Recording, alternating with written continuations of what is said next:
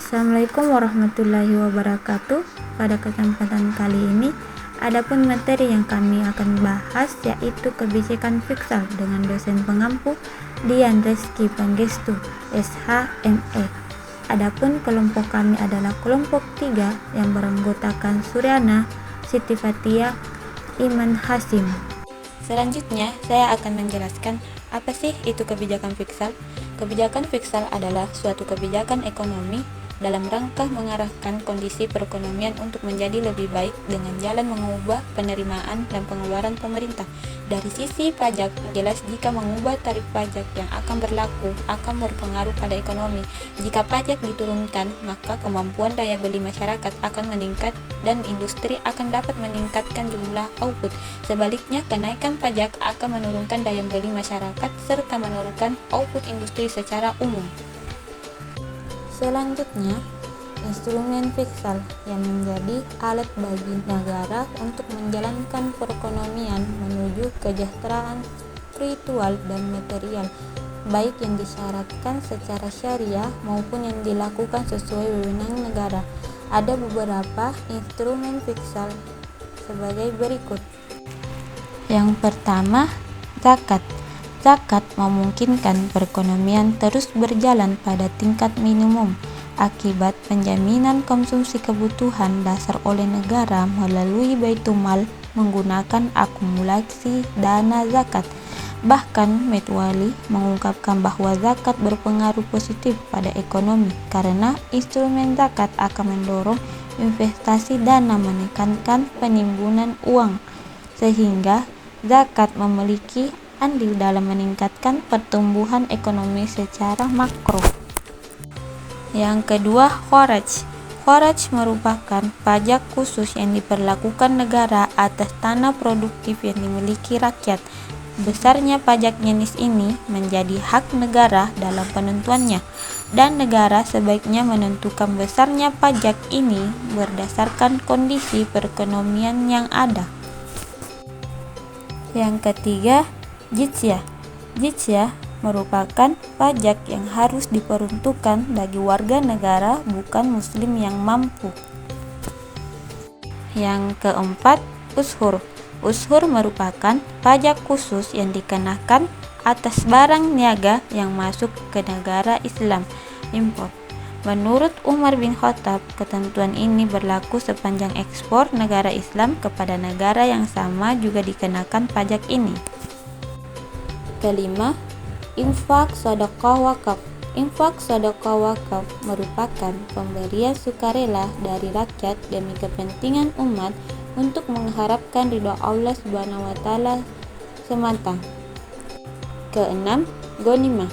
Ghanimah merupakan pendapatan negara yang didapatkan dari kemenangan perang.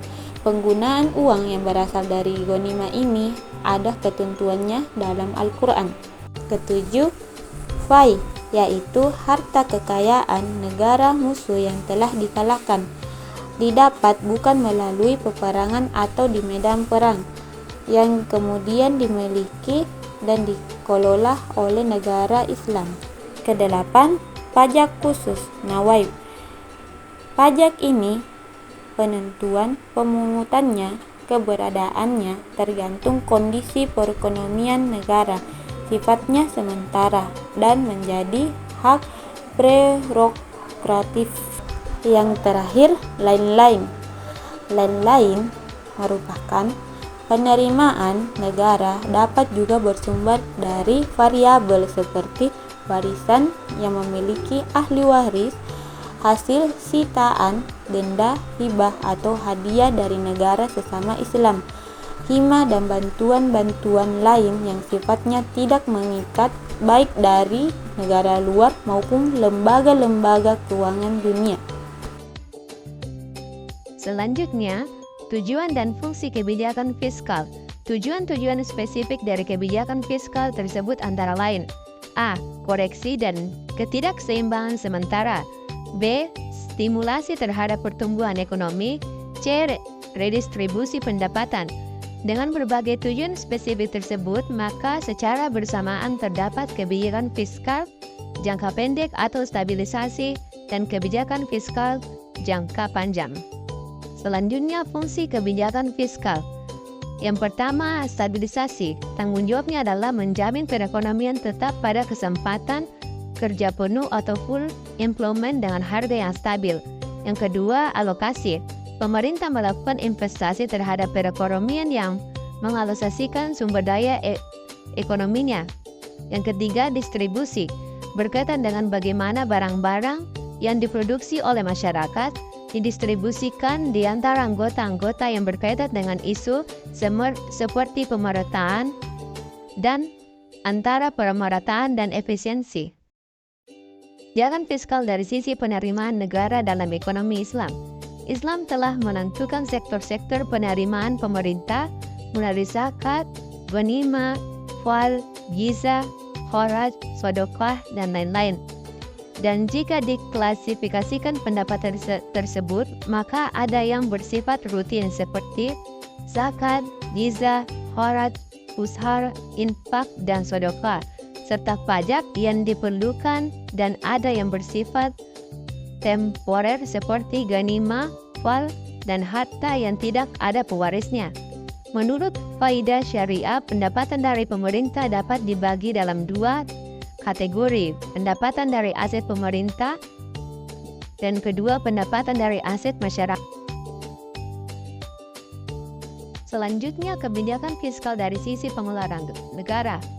Kebijakan fiskal dalam Islam didasari oleh politik ekonomi yang bertujuan untuk mencapai distribusi ekonomi yang adil, sebagaimana yang dikemukakan Abdurrahman Al-Maliki, yaitu menjamin pemenuhan kebutuhan primer yang berindividu secara menyeluruh dan membantu setiap individu di antara mereka dalam memenuhi kebutuhan sekunder dan tersiernya sesuai kadar kemampuannya, menjamin pemenuhan kebutuhan primer kategori kedua meliputi keamanan, pendidikan, dan kesehatan.